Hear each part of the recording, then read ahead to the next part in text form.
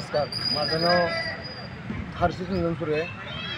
मी काल टेक चौक इथं शॉपिंग करण्यासाठी गेलो असता ओंकार माळोदकर आणि दिनेश माळोदकर या दोन व्यक्तींनी मला जबरदस्त मारहाण केली आहे आणि त्याच्यासोबत 4 ते 5 तरी साथीदार होते.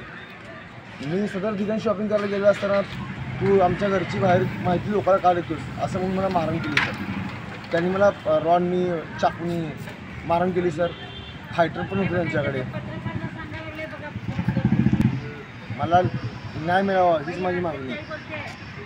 काल रात्री सर 9 ते 10 दरम्यान बोला. माझ्या जीवाला धोका आहे. ओंकार माळोदकर, दिनेश माळोदकर आणि त्याचे साथीदार 5 ते 10 तरी साथीदार आहेत. त्यांनी मला सुद्धा मारहाण केली.